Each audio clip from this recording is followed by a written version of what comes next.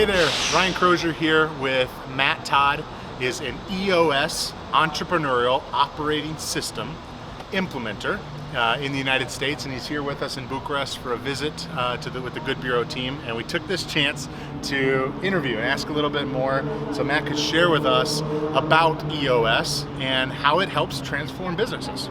So Matt, give us a little background. How did you get into EOS and what's your background? Well, I owned a HVAC business for approximately 15 years, and I was in that industry for over 35.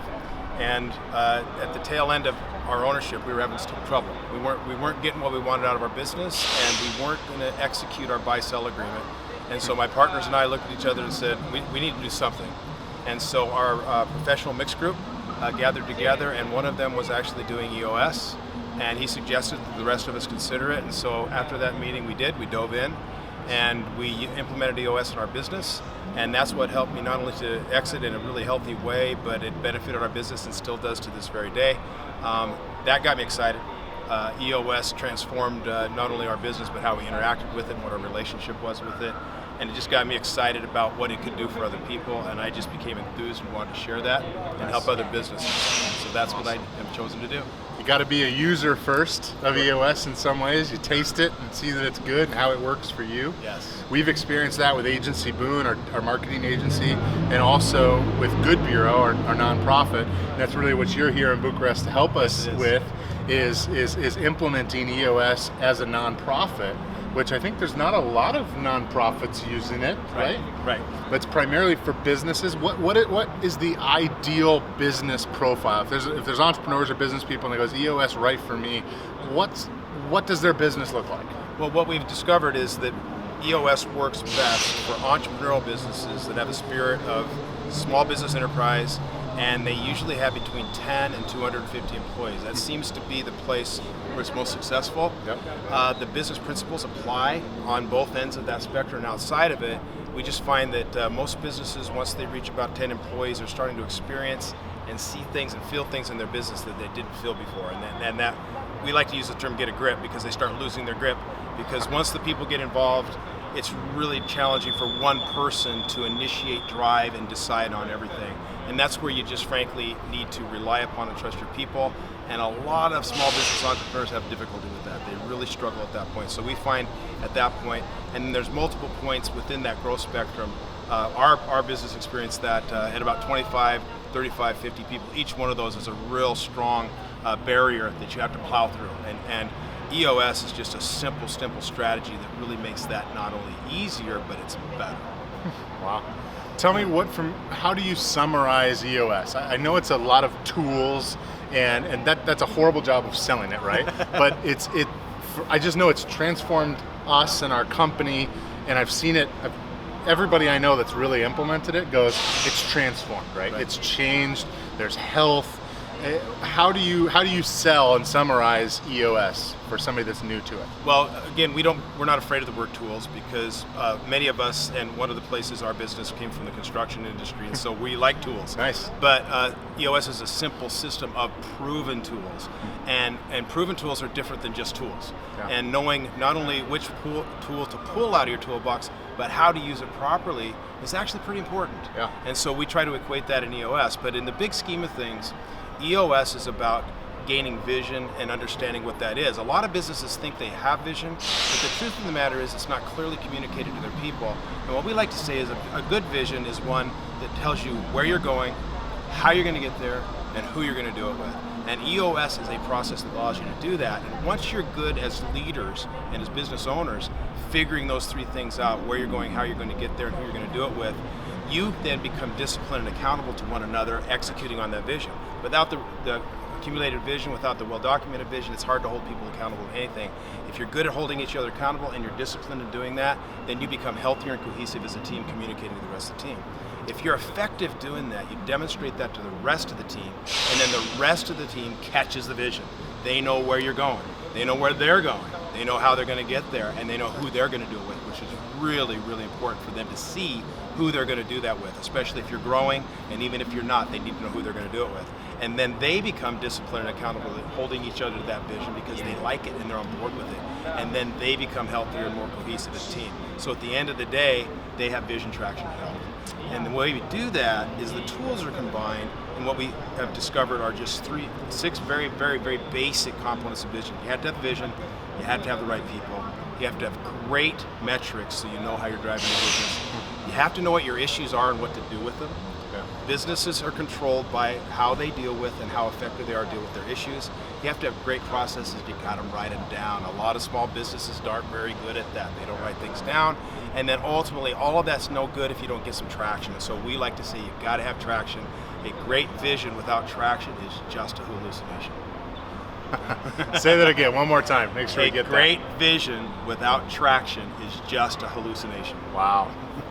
Yeah, and hallucination is such a great term for it, because as a visionary, and the idea, the dream, sometimes I feel like I'm hallucinating, and how to actually take that dream that's out here and some vague idea that most people go, that can't happen, and not just communicate it to the team, but then, like you said, actually get buy-in, so there's ownership in the team. And EOS has helped us do that, because I'm not the best communicator when it comes to those precise things. I'm the vague guy. I'm the guy that it is possible, we can build it, we can do it, and everyone else oftentimes is how. Right. And that has been a massive shift for us. You talked about this word issues. Describe that tool, what that looks like a little bit more. Describe that idea of issues, because we all know them. We all got problems. But give us what is issues? This one is near and dear to my heart, because in our business, I curated a issues list that was 16 pages long in a Word document from 1996 to 2012. And so I know a lot about issues, and I know a lot about how you don't solve them and take care of them. And so EOS actually just contained that for us. Helped us navigate that, so that by the time I left our leadership team, the meeting, the last one that I sit into, we had 3 issues on the issues list. We no longer had 16 pages in a Word document. Nice. So that's very, very visceral to me in terms of my response to you. But the way we do it is so simple, and unfortunately, it can be one of the hardest tools to get right. Is that we call it IDS: identify, discuss, and solve. And believe it or not, most people really never identify the root cause of their issues. They just talk about them. And so what we find is people become really good discussers of their issues. And I know this for a fact because we were professionals. We knew how to talk about our issues like nobody else. And they sat on a list for almost 16 years. So talking about them doesn't do anything with them. It just talks about them. And so in the IDS process, we move to the solve. After we've talked about it enough, and believe me, we usually have talked about it enough, we move to a solve. We get to a solve, and a solve is composed of doing things, executing things, and then holding each other accountable to offering up what it is we decided we were going to do. Nice. That's good. Yeah, you earlier at dinner, you were telling me, just from our brief conversations about Good Bureau and what we're up to, you said you've already identified a list of issues that we need to discuss. Yes. How many was on that list? At least 30. I got 30 problems in the organization that need solved. That you already had. That we already had prior to you coming. And then we're going to come and add to that list. Yes. And you said by the end of tomorrow, we're probably going to have 60 to 100. Possibly, yes. And that, as a leader, for me, that can feel overwhelming. What I appreciate is I can fall back on the system and know that they're going to get dealt with, and prioritized in the right order. And that has been so awesome for our team, because it's also allowed our team to come up with issues and see problems. A lot of times culturally, America, Romania, whatever, a problem, we hide it. Yeah. We don't want to talk about problems. We don't want to bring problems out into the light. That's a very negative connotation. Exactly. And so this has created an environment where our team is actually bringing the problems, and we get a chance to, we know how to deal with them. Yes. And we're bringing them out into the light. So that's been really helpful for us. And one of the things as well, Ryan, is that when you don't have control of your issues, in other words, most businesses have 136 things floating around all the time. Okay. They're just not aware of about half of them. And the ones they are aware of, they don't tend to write down and document. And so that's noise all the time in your head, and it gets in the way of you doing what you want to do effectively and efficiently. And so one of the things, the tools that are in EOS with the IDS process is clearly knowing where the issues belong in your business and not letting the noise deafen the things that you want to do. That's good. That's good. Yeah. One of the things that was a nugget for me, a takeaway, was this idea that EOS has brought to my attention, was this idea of a visionary and an integrator. Dive into that, if you would. Yeah, absolutely. Visionaries and integrators need to be, should be, and operationally have to be very, very different people. Visionaries are idea people. They bring wonderful ideas into businesses all the time. Most founding entrepreneurs are probably visionary.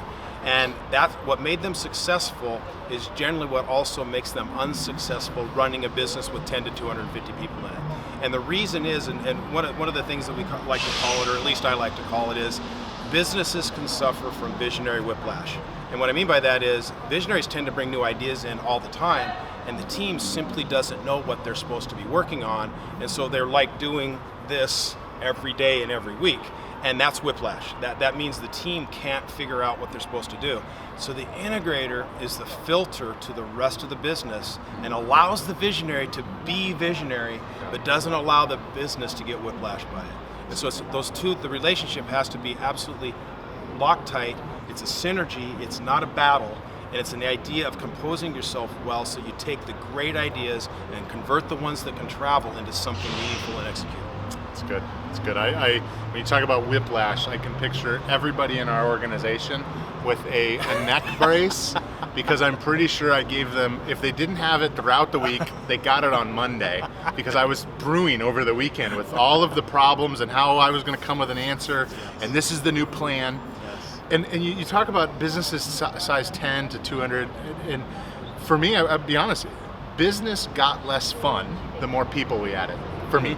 Because it got complicated. That's typical for visionaries. Is that? Okay. Yes, it is. For me, and so EOS has helped us. We're not fully there yet, but it's helped it become more fun for me, because it allows me as a visionary to sit in that seat and ideate and connect and network and without the stress of running the business and making sure the project got done. And so, yeah, it's literally has changed my life. I mean, Yes.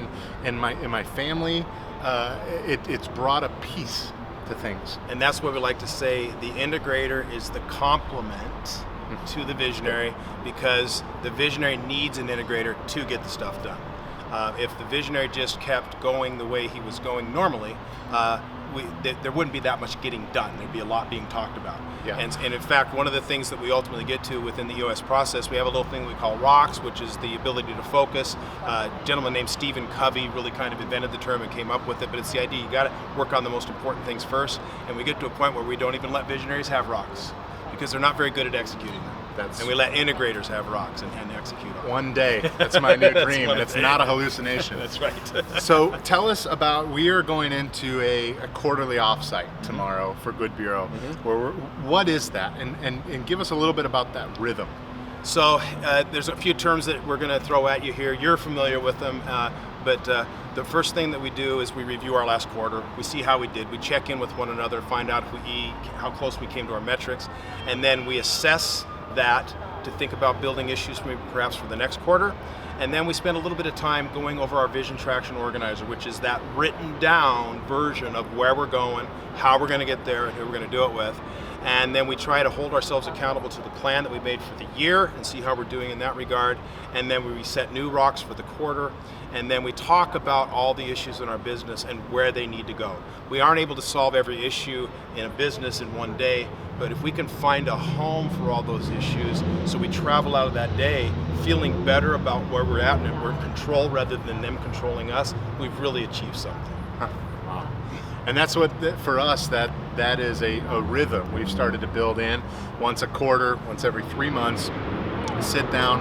I hear a lot of people coin it as it's a time to work on your business, that is correct, not in your business. Yes. And for a lot of entrepreneurs, especially small, any size business, it's hard to do that. Yes. It feels like a luxury. Yeah.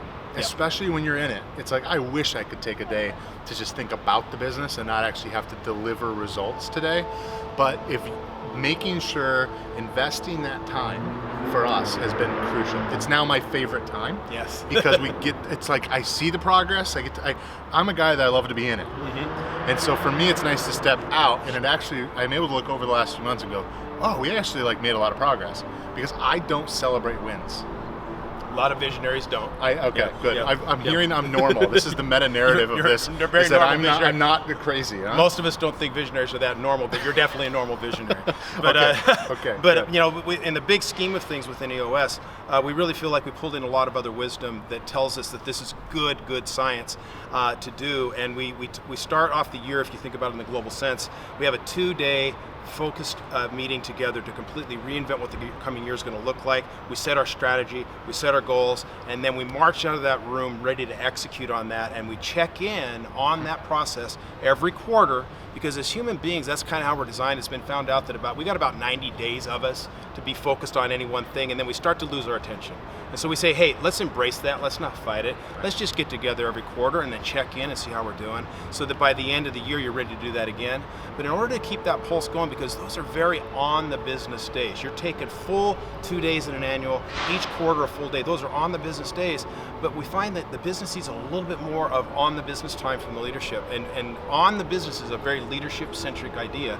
So we have a pulse each week that we ask the leadership team to come together for 90 minutes and say, look, we're going to let you turn you loose back into the business, but every week we need to gather as a team, and we need to communicate well. We need to talk about the things that are coming up on our business, and they talked about that. And so we ask a 90-minute period each week for you to be on the business. And we found that most teams are very successful with that. That's been a highlight. We have it every Monday. Not every, I lied. We have it on Mondays normally. We break the rules.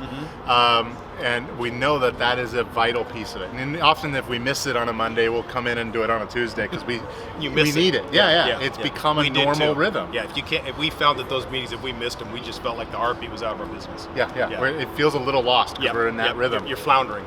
Yeah. Tell me a little bit about EOS in America, because that's where I think most of these businesses are at this point. It came from Detroit area, correct. Is that right? That's right. It kind of birthed out of Detroit. Now I think its home base is in Indianapolis, Indiana. Go Hoosiers! and so it's a little bit of a new concept here in Romania. This in June, the Romanian American Chamber had an event, and a couple of EOS implementers from Western Europe were here sharing the idea about it. I sensed in the room a lot of Romanian business leaders. The general consensus, I would imagine, is sounds good. I don't think it works in Romania. But that applies to most things that come from outside. There are probably different cultural aspects to it, but tell us how this is functioning in America. What does it look like? How many businesses are using this? What is the ecosystem of EOS in America, so people can understand the reputation that it's coming with? Sure. At this point in time, we have a little over 8,000 businesses in America that are running on EOS with professional implementation. We really don't know how many are a little bit like you guys that are doing it as self-implementers. There's no good way to track that. And so we don't try to estimate that. We just try to know about what we know. And we are estimating that by the year 2021, we'll have 10,000 businesses in America running on it. And we've established a new BHAG, our new 10-year goal for EOS, is that 100,000 businesses will be running on it by the year 2030. That's a global number, because we've now have centers set up in Australia. There's a center set up in Western Europe, as you learned, and that's going to be based in London. We have an Asian development that the folks in Australia are working with, and we're starting to see traction and get a grip, and what the heck is EOS being translated into multiple languages. And so the flame is spreading more rapidly, frankly, than I think we can count it. But at this time, we just try to work with the metrics that we know about. Yeah, that's great. So there's these books. You mentioned a few books that if people don't know their books, those words don't mean a lot. Right. What are these EOS books that people get a hold of that is starting to transform the business? So the principal book it was written by a gentleman named Gino Wickman. He wrote it about a business that he had to transform. It was a family business, and the tools that he pulled in and utilized to do that transformation are what he wrote the book Traction about. And so many of us like to think of Traction by Gino Wickman as like the textbook on what Traction is. And then there's a great companion book by a gentleman named Mike Payton and Gino Wickman. They co-wrote it. It's called Get a Grip. And it's more of a Patrick Lencioni style fable that tells what it feels and looks like to actually implement EOS into your business. And so depending upon your style and what you like best, one of those books might more appeal to you. And then we have a few other books in the Traction Library. The one that we found very useful for when businesses roll out EOS to the entire organization. So now the leadership team is ready to share and tell what they've been working on. We call it What the Heck is EOS? And it's a really nice, accessible book that for mid-managers and for the rest of the team is a really great way for them to get the fundamentals of EOS and kind of pull that in and do something with it. And then we have a masterful book by Mark Winters and Gino Wickman. Oh, excuse me, What the Heck is EOS is by a gentleman named Tom Bauer, another EOS implementer, and he co-wrote that with Gino Wickman. And then Mark Winters, another one of our EOS implementers, and Gino collaborated on a book called Rocket Fuel. And so it kind of goes back to your visionary integrator question. There's a book on that. It tells how visionaries and integrators should work and how they should work together and the importance of doing that. And it really just beats out all the details that are so incredibly important and intricate actually in how that relationship should work. And then last but not least, we have a great book that talks about our whole process of the people side of the business. It's called How to Be a Great Boss by Renee Bohr, another EOS implementer, and Gino Wickman co-wrote that. So Gino's got his fingers in all the pie there, but we've got these 5 fundamental books in the library that are really critically important to really understanding the entirety of EOS and how to make it really, really effective in your business. Yeah. We'll put those links in the video so people can grab them and look on Amazon for them. What you mentioned, how to be a great boss, and what's funny is that's how I encountered EOS for the first time. Okay. We have a team member, Daniel, was bold enough, and I so appreciated that he was bold enough to send me a link to a webinar called How to Be a Great Boss. As a boss, it was like an arrow to the heart, but I'm so thankful for it. I'm thankful for team members and people around me that care enough to say, you're not the best boss, and you have some growing to do. Yeah. And that opened my eyes to this whole EOS thing. And so it was a blessing. And so these books are great. It's one avenue. You can learn a lot, and you can self-implement if you're cheap, like us, or don't have a lot of money. But we found, and this is why you're here, one of the reasons, right? We found it's incredibly difficult to self-implement. It's really tough to read a book, and then as a leader, whatever role you have, then to turn around and implement it with your team and know all the questions that come up, and a lot of questions come up. Yeah. So your role, explain that and what service you provide to business owners. You bet. So 2 things. Number one, most visionaries that don't react the way you did to How to Be a Great Boss probably are not doing as great as bosses as they should be, and they're not seeking the kind of help that they can get when they enter into these things. Visionaries, their strength is not usually being a great boss. And so taking ownership of that early and kind of figuring that out is critically important for how you're going to take your business and scale it up and do what you want to do with it. But in terms of self-implementation, I have a good friend that poured into my ear one time is, you never really truly self-implement anything, do you? And so one of the things we like to say for those of you that have ever implemented a new software system into your business, one of the truths that we often fail to do is if we don't seek out training and ongoing training, training is never an event, it's actually a process that takes time. But if you think you check the box and you've done training, most of those businesses with their software systems probably utilize about 10 to 15% of its capabilities in most cases. I mean, you use what you need, and the rest of it just sits over on the side. And so if you start thinking about the investment you make generally in a large software system, not just in the dollars that you spend on the product, but the dollars you take and invest in changing over to it, which is always painful, and you're only using 10 to 15% of what you just paid for, how does that make you feel? And so we kind of see that the same way. I know for a fact that if we tried to self-implement EOS, we probably would have killed it after the first quarterly, because we wouldn't have done well at it.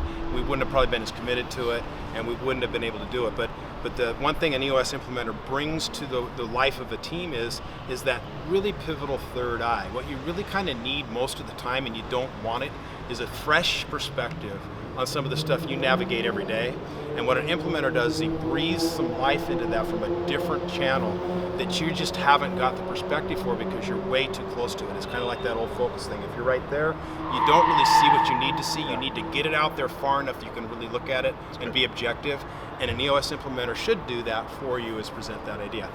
Most of the folks that I work with, one of the things they tell me in our annual discussions of how am I doing is, you call us on our stuff.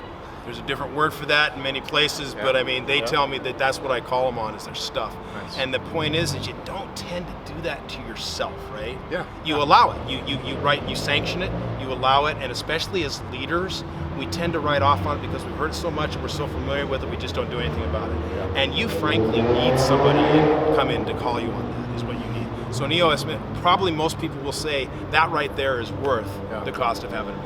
That's good. That's good. So they can, if you want to implement EOS in your business, best practice is what? The way we start is we engage with a conversation just to learn a little bit about each other, to see if there's even any hope or any possibility. We'd like to think if somebody's contacting us that they've already got some interest. They've either looked at one of the books in the library or they've heard about it from a friend. And then that engagement usually leads to what we call a 90-minute meeting. And a 90-minute meeting is a free offering of any EOS implementer to kind of set the stage and find out if there's a fit for EOS with your business, and if there's a fit for that implementer with EOS in your business. If that looks right to everybody, and usually we try to do that with the proposed leadership team for the business, then we move forward into what we call a focus day. The focus day is where we really wrap our hands around what we're doing, where EOS is going to take us, and we start the building blocks of that vision traction organizer that I mentioned before, which is the compelling written version of who we are, where we're going to go, how we're going to get there, and who we're going to do it with. And those 3 days happen in a sequence, and then we enter that quarterly pulse that you mentioned earlier, and we're on that 90-day rhythm then forever. We just hit, we put the calendar invite in, and we hit forever. Is what we do. Yeah. Very cool. Yeah. Awesome. Well, I appreciate your input and help on this and sharing about EOS in Romania. Our vision and desire is to see companies, hundreds of companies, implementing EOS, and for us as a pretty entrepreneurial nonprofit, starting businesses and investing in businesses, we want to use EOS in these businesses, and our desire is to help new entrepreneurs. If you're a solopreneur, to begin to get some of that EOS DNA and start your business with that in mind, because it creates a healthy. So I dream as a visionary, I want to start this business, and one day we'll do this and this. It gives me a hope and see a framework that we can actually build businesses on. That as a visionary doesn't require ongoing work. And so we're starting our second business right now, focused on Salesforce implementations. You talked about implementing a software, and I think that happens a lot in the Salesforce world. But the next business we hope to do is actually bring EOS to Romania and have a implementer here that's providing local services in the Romanian language for businesses that want to implement EOS. And so we're excited. We're exploring this, obviously, and learning from you, learning from other EOS implementers. One of the things we've found is the community aspect of these EOS implementers. It's a very open-handed organization and group, whereas in a lot of business world, things are closed-handed. This is my lead, this is my thing. And I'm finding that community aspect of EOS to be really intriguing, and we want to put Romania on the map in the EOS. We want to be part of those 100,000 businesses across the globe, and we believe a lot of them is here in Romania, because Romania is an entrepreneurial country. And I'm thrilled and delighted, and I'll just share with you that one of our strongest commitments and core values as EOS implementers is help first. And that's why what you just described about our community is amazing. There's over 315 people like myself worldwide that are trying to help businesses do this, and I just can't tell you how that community is amazingly strong. It's amazingly interactive, and it's amazingly supportive. But one of the keys to everyone is we're abundance-minded, and we just believe that if we can help first, we can do what you just suggested and really grow. Awesome. So if somebody wants to get in contact with you, what's the best way? They go, man, I want this EOS, tell me more. I don't want to use those people in Romania because they don't know what they're doing yet. I want a professional. I need a professional, somebody with experience and a track record. How do they connect with you? And so the easiest way, I have a website. It's patcrestbusinessengineering.com. And you can also go to EOS Worldwide, and you can find me through that. So either one of those portals will draw you into that and provide you with more access to everything you want to know about EOS. Cool. We'll drop the links in the video. Beautiful. Last question. What is good to you? What is good to me? Well, one of the reasons I'm here with you, Ryan, is the idea of leaning into business as a missional influence, not just for your own benefit, but for the benefit of all the people that are served by the business, both customers and employees, but also the relationship that each of us actually has on a very spiritual level with what our work is. And defining our work as part of our life in a meaningful way, to me, is a good thing. Awesome. I appreciate it. Thank you, Matt. Thank you, Ryan. Appreciate you, brother.